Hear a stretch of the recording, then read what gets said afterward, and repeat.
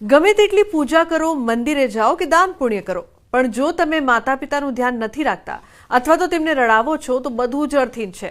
અને જો તમે માતા પિતાને દુઃખ આપો છો તો આ જ જીવનમાં તેની સજા પણ ભોગવવી પડી શકે છે. અને શક્ય છે કે ફક્ત તમે જ નહીં પણ અન્ય પેઢીઓ પણ સજા ભોગવે. માતા પિતાની સેવા કરવાથી જ દૂર થાય છે શ્રાપિત દોષ. ચાલો જાણીએ તેના વિશે. આજના કલયુગમાં આપણે એવી ઘણી ઘટનાઓ જોઈ હશે કે બાળકો તેમના માતા પિતાને રડાવે કે તેમને ખૂબ ત્રાસ આપે. કેટલાક બાળકો પોતાના માતા પિતાને ખૂબ રડાવે છે.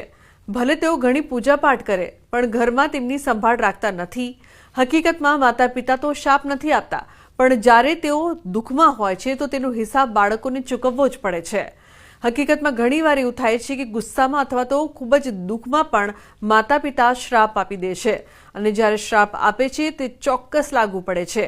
જો શ્રાપ ન પણ આપે અને તમે તેમને ખૂબ